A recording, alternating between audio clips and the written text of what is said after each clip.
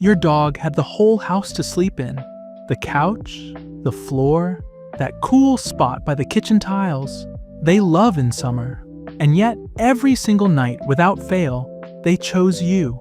They found you in the dark, pressed their warm body against yours, let out that slow, satisfied sigh, and closed their eyes. You probably smiled, and then you probably told yourself it was just for warmth, or habit, or because they're a little clingy. But what if everything you assumed about that moment was wrong? Science tells a completely different story behind this behavior. The simplest way to see why warmth doesn't fully explain the behavior is to think about what dogs actually do when given a choice. If physical heat were the main draw, any warm body would serve the purpose equally well.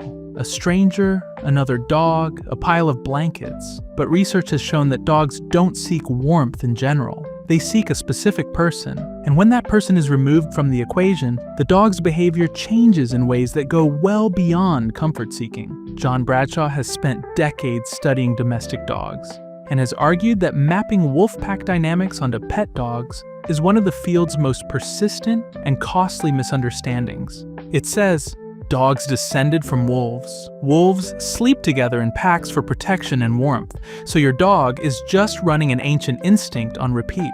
But domestic dogs haven't just been tamed. Over thousands of years of living alongside humans, they've developed emotional responses that are genuinely distinct from their wolf ancestors. What drives them toward their owner at night isn't temperature regulation or dominance hierarchy. It's something the science took a long time to name properly. And when researchers finally ran the right experiments, what they found was something nobody expected. In the late 1990s, a research team in Budapest decided to borrow one of developmental psychology's most famous tools.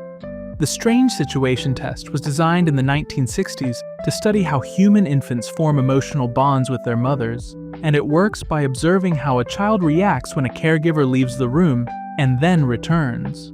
The Budapest team adapted it for dogs and their owners, and the results reshaped how scientists understood the human-dog relationship entirely.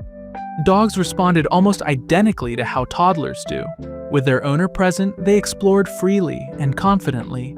When the owner left, their behavior shifted. When a calm, friendly stranger filled the owner's seat, the dogs remained subdued in a way that had nothing to do with fear of the stranger.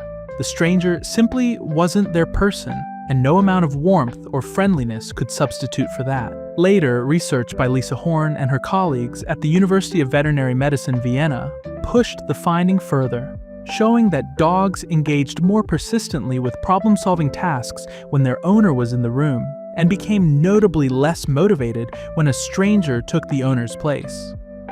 The implication was clear. Owners function as a secure base for dogs, in exactly the same psychological sense that parents function as a secure base for young children. The bond being expressed when a dog curls up beside you at night belongs to the same category as the bond between a parent and a child. Once researchers understood the emotional structure of the bond, they began looking for the biology underneath it.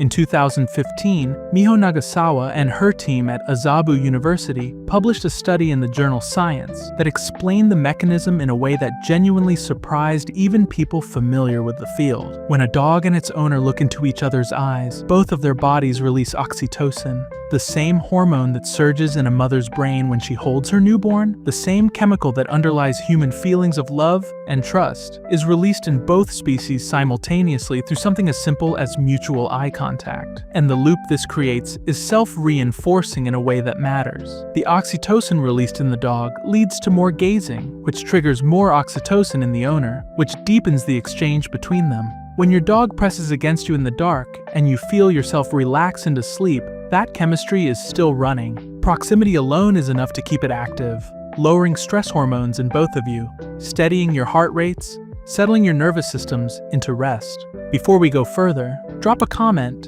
and tell me where you're watching this from, and whether your dog is beside you right now.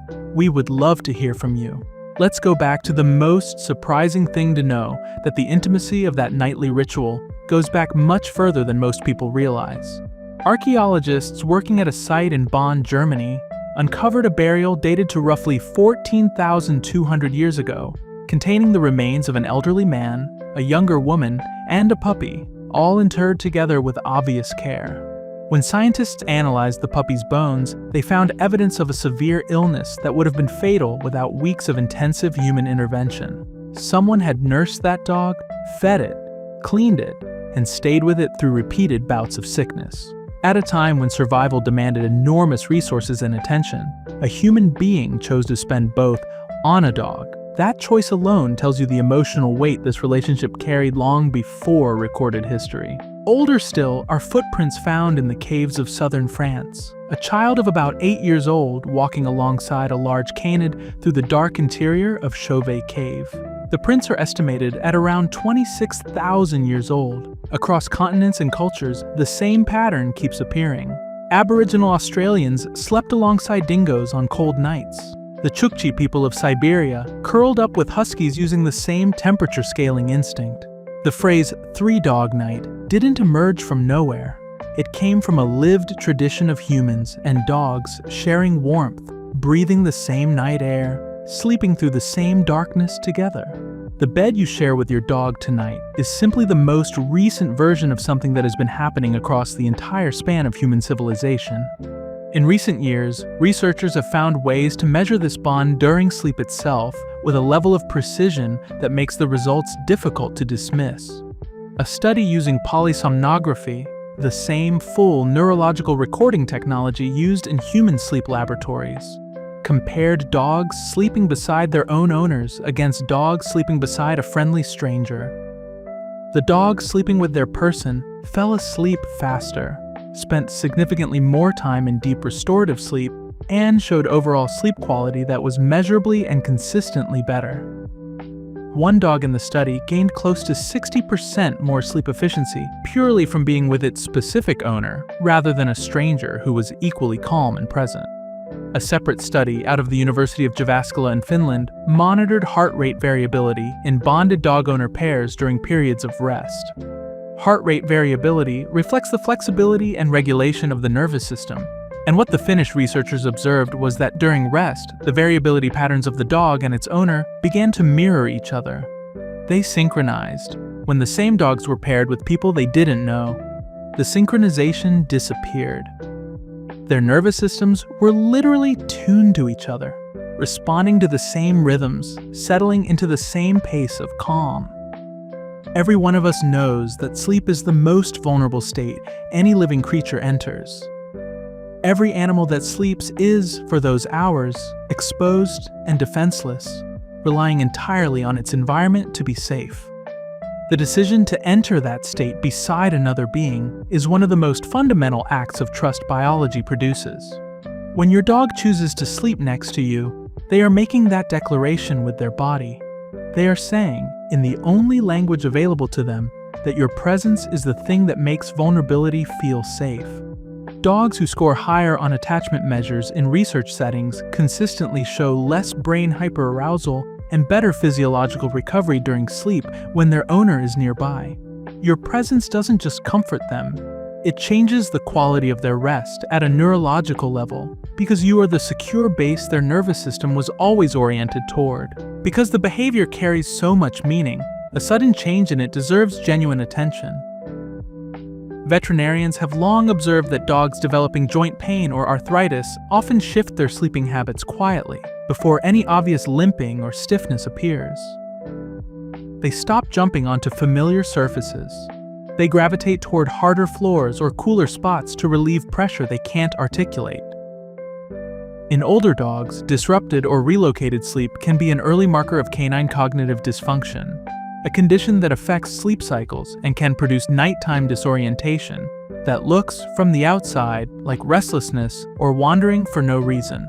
Internal pain, cardiac issues, and respiratory conditions frequently surface first as behavioral changes during sleep, long before they become visible in any other way. A dog who has always found you in the night and suddenly stops is worth a conversation with a vet, because the sleeping pattern is often the earliest honest signal that something has shifted inside them. We spend a surprising amount of time debating whether dogs truly feel something for us, whether the affection is genuine or simply a sophisticated pattern of behaviors shaped by food and training and proximity. But the research accumulated over the past 2 decades makes that question much harder to hold on to. The same oxytocin system that binds human parents to their children. The same attachment classifications that developmental psychologists use to describe infant caregiver bonds. Nervous systems that synchronize during rest. Sleep quality that measurably improves beside one specific person and no one else. Taken together, what that evidence describes is not performance. It describes a real and enduring emotional bond shaped across thousands of years of shared life. When your dog finds you in the dark tonight and settles in beside you with that slow exhale, they are participating in something that stretches back 14,000 years to a burial in Germany, back 26,000 years to 2 sets of footprints moving through a cave together. They are choosing you the way their ancestors chose the humans who fed them and nursed them and made the night feel survivable. And the reason that Psy sounds so complete, so settled, so entirely at peace is because for them, it genuinely is.